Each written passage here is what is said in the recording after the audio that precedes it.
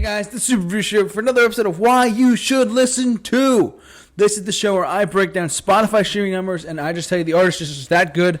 You have to listen to this artist. They are just that incredible at what they do. And there is no one else like them on the earth, blah, blah, blah, etc., etc., etc. You get the point. And their streaming numbers are lower than you would expect, despite how popular they are around the world, and no one on Spotify really listens to them, which is kind of unfortunate. Today, as the title of this video suggests, is a video on Bob Dylan. Now, you're probably saying to me, well, JT, look, Bob Dylan, what can you say? He's old. He's part of the civil rights movement back in the 60s. He did All Along the Watchtower. I'm like, listen, hear me out for a sec. Before I get started on this, I saw Bob Dylan live once. I would not see him again. He was not that entertaining, but it was just, he was one of those artists I wanted to see, so I could say I saw him. So there's that.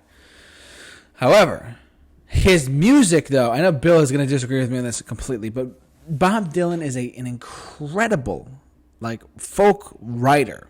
Back in the 60s, he would write songs like The Times There. A lot of it was politicized. A lot of it was very politically active music, like how the times they are changing, or like a pawn in their own game, or Blowing in the Wind. These are songs that are about. He didn't really sell a lot of records, but his music had a lot of politicized meaning to it. Don't think twice; it's all right. He was a pioneer, and to be honest, some of his lyric writing has influenced so many mainstream and indie artists today. Like Bruce Springsteen, his idol is Bob Dylan. John Bon Jovi, one of his idols is Bruce Springsteen. He learned from Bob Dylan.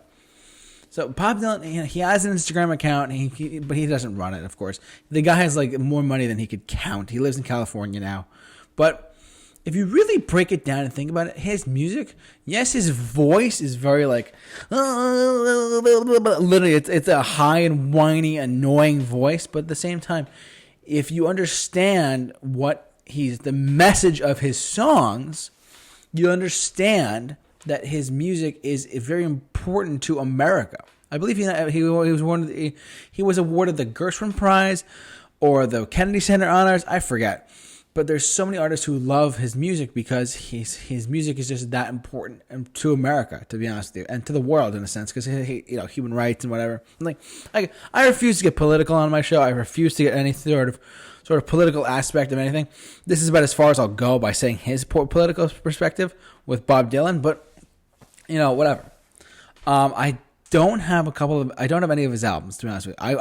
I've always listened to his albums, like John Wesley Harding, Highway 61 Revisited, the Freewheelin' Bob Dylan, Blonde on Blonde, I believe it's what it's called. I've always wanted to get these albums so I can listen to them on vinyl, because I'm a big fan of vinyl listening. Because you know what, Spotify. Thank you Adele first and foremost for taking the shuffle feature off of Spotify, so you can just listen to the album from start to finish. Thank you Adele. You are a savior to the music industry for that. But one of the things I love listening to on vinyl is the whole complete album. I love listening to albums from start to finish, not shuffle, because you can't shuffle on a vinyl. And a lot of the music I like, as you can probably tell by watching this channel and listening to me for any period of time, I prefer older music over newer music.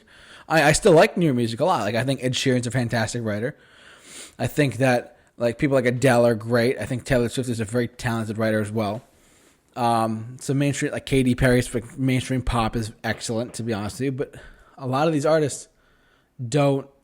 How long stream are they going to have? That's my big thing. That's a side note for another time. But basically, what I'm trying to say is I love listening to albums from start to finish, because those songs on the record are put in. And back in the day, before we had shuffle, before we had the internet, you could not listen to a song track by track. You had to listen to the album from start to finish, and that's how people got to know the deep cuts. People got to know these incredible songs, because the record companies would pump out vinyl or CDs or cassettes, and they would listen to the album from start to finish. Whereas the internet, you can do what you want. So I try to go back to that theory of look, I'm going to listen to the whole thing through. And a lot of these albums I really like. I've listened to Highway 61 Revisited. It's an incredible album. Blonde on Blonde, incredible album. Were some of the songs 10 minutes long or 11 minutes long? Yes, but who cares? Music is art, and it's meant to be art. Bob Dylan is one of the goats of that. He's one of the best of all time to do so. So, I mean, what can you say? And I have to touch on this. Like a Rolling Stone. Like a Rolling Stone is one of those songs that you have to hear it once in your lifetime just to appreciate what it is. Because before that song came out, no song on FM, regular radio, before XM, before satellite, whatever, regular radio, Like a Rolling Stone, clocking in at 6 minutes and 3 seconds, was the longest song to ever chart the Hot 100 at number 2 on the Hot 100. Process there for a second. And because the radio companies, the radio, music industry, they always want to have the big hit single. It's a 3-minute record. And then sure enough, Bob Dylan comes out. Oh, I'm going to write Like a Rolling Stone. He thought it was a piece of crap, but look what happened to it. And sure enough, the song became a number 2 hit on the Billboard Hot 100. He went from a folk star to a rock star. Bob Dylan going from folk to electric was a big thing too. Bob Dylan going from a folk singer to an electric rock star was a big, big backlash in the 60s. People hated that about him. But, it happened, and he lived with it, and he's come a long way. I saw him live, and he did perform a really, really good job. It was less of a performance. It was more of an intense setting. All the lights were off. No phones were allowed. And you basically, your phone had to be off basically. And he just performed. And it was really an intense setting, to be honest with you. He didn't play a lot of the hits. He didn't play Like a Rolling Stone. He did not play Blowing in the Wind. He played a couple of songs off of Highway 61. But he played Make You Feel My Love, which Adele covered. Just saying. Adele covered the song Make You Feel My Love is a Bob Dylan song. So this begs the question, why should you listen to Bob Dylan? Why should you listen to Bob Dylan? Well, with other artists, I would say, well, it's because the music is this, that. But to be honest, it's one of those things where his music, he is a unique artist. And his style is very old, folk singing. His voice is very whatever. It sounds weird for a typical, from a traditional pop star or traditional rock star or whatever. But the message in his songs, the timelessness of his songs, and the incredible, just his songs are incredible. Especially in the John Wesley Harding, Highway 61 Blonde on Blonde era of Bob Dylan. It was phenomenal. Plus, Jimi Hendrix covered Bob Dylan's All Along the Watchtower. So that song Jimi Hendrix Jimi Hendrix wrote All Along the Watchtower. No, he didn't. Jimi Hendrix played All Along the Watchtower, and it's a cover of Bob Dylan. I've listened to the Bob Dylan version. It's crazy. He is one of a kind, and he will. When he dies, it's going to be one of those things wow, you didn't really appreciate him for what he was at the time. But then people are going to go back to him and be wow, this is actually really, really amazing material. It's timeless. So, what can you say? So, anyways, those are some reasons why I think you should listen to Bob Dylan. I think he's a fantastic artist. Do I like all of his stuff? No.